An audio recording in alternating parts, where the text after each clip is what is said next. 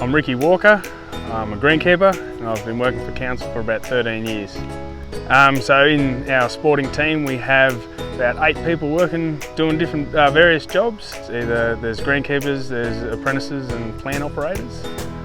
So a week for us starts on Monday where we do any tidy up work from the cricket over the weekend. So we patch the footholes, then we water the pitches up, give them a good drink because they haven't had any water for about 5 days. Then on Wednesday we start doing our preparation work for the following weekend. So that means we'll water the wickets again, and then on Thursday we start doing the actual cricket pitch preparation. So we'll do things like put out ropes to mark the actual wicket, then we'll grass them up and then we'll roll them. Then on Friday we usually come in, do more rolling, mow the wicket and then mark it up ready for play.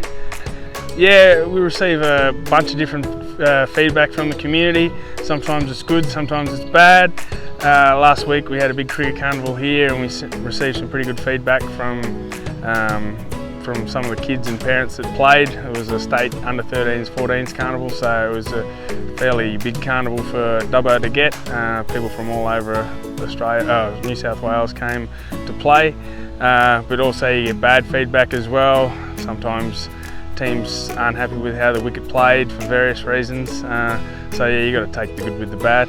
Yeah, it's not just the cricket pitches that, obviously that's one of the main aspects, but we've got a lot of other work to do around here, like tidying up amenities and making sure there's no litter, whippersnipping surrounds and mowing surrounds. It's not just the greenkeeper that's preparing the wicket, it's a real team effort in terms of what we get done each week.